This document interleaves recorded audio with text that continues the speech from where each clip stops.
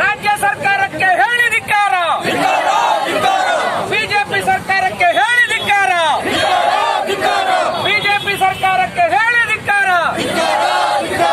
Shock treatment ಕೊಡ್ತಿರುವಂತ ರಾಜ್ಯ ಸರ್ಕಾರಕ್ಕೆ ಹೇಳಿ ಧಿಕ್ಕಾರ, ಶಾಕ್ ಟ್ರೀಟ್ಮೆಂಟ್ ಕೊಡ್ತಿರುವಂತ ರಾಜ್ಯ ಸರ್ಕಾರಕ್ಕೆ ಹೇಳಿ ಧಿಕ್ಕಾರ, ಬಿಜೆಪಿ ಸರ್ಕಾರಕ್ಕೆ ಹೇಳಿ ಧಿಕ್ಕಾರ, ರಾಜ್ಯ ಸರ್ಕಾರಕ್ಕೆ ಹೇಳಿ ಧಿಕ್ಕಾರ.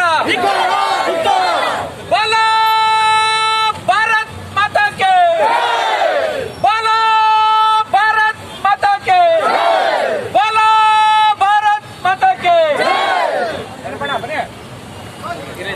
ಇಲ್ಲ ಬರೀ ಅವ್ರು ತಿನ್ಕೊಂಡು ಅವ್ರ ಮಕ್ಕಳಾಗ್ಲಿ ಅವ್ರ ಮೊಮ್ಮಕ್ಕಳಾಗ್ಲಿ ಅವ್ರ ಇದ್ರಲ್ಲೇ ಇದು ಆಗೋದ್ರಲ್ಲಿ ಅವರು ತುಂಬಾ ಬ್ಯುಸಿ ಆಗೋಗ್ಬಿಟ್ಟಿದ್ದಾರೆ. ನಮ್ಮಂತ ಜನಸಾಮಾನ್ಯರ ಕಡೆಗೆ ಅವರು ತಲೆ ಎತ್ತಿನೇ ನೋಡ್ತಾ ಇಲ್ಲ.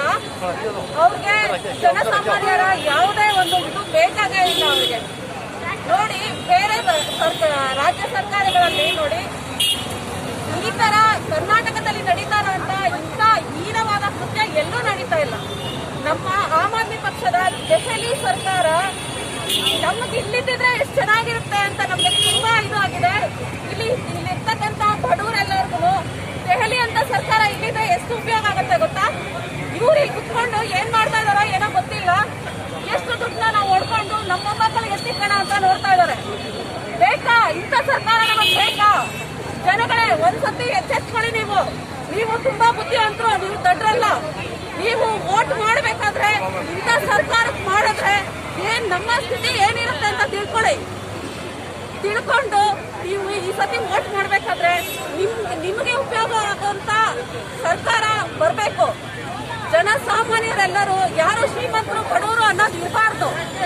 ನಮ್ಮ ಸರ್ಕಾರ, ನಮ್ಮ ಆಮ್ ಆದ್ಮಿ ಪಕ್ಷಕ್ಕೆ ಈ ಸತಿ ಒಂದ್ಸತಿ ನೀವು ಚಾನ್ಸ್ ಕೊಟ್ಟು ನೋಡಿ, ಅವಾಗ ಗೊತ್ತಾಗತ್ತೆ ನಿಮಗೆ ಸರ್ಕಾರ ಹೇಗ್ ಮಾಡ್ಬೇಕು ಅಂತ. ನಾವು ಮಾಡಿ ತೋರಿಸ್ತೀವಿ ನಿಮಗೆ ಸರ್ಕಾರ ಹೇಗ್ ಮಾಡ್ಬೇಕು ಅಂತ. ಬಿಜೆಪಿ ಸರ್ಕಾರಕ್ಕಾಗ್ಲಿ ಜೆಡಿಎಸ್ಗಾಗ್ಲಿ ಕಾಂಗ್ರೆಸ್ಗಾಗ್ಲಿ ನಾವು ಮಾಡಿ ತೋರಿಸ್ತೀವಿ. ನಾವೆಲ್ಲರೂ ಜನಸಾಮಾನ್ಯರ ಬಗ್ಗೆ ನಮ್ಗೆ ತುಂಬಾ ಕಾಳಜಿ ಇದೆ. ಇಂಥ ಸರ್ಕಾರಕ್ಕೆ ಒಂದ್ಸತಿ ಚಾನ್ಸ್ ಕೊಟ್ಟು ನೋಡಿ, ನಿಮ್ಗೆ ಗೊತ್ತಾಗತ್ತೆ. Thank you.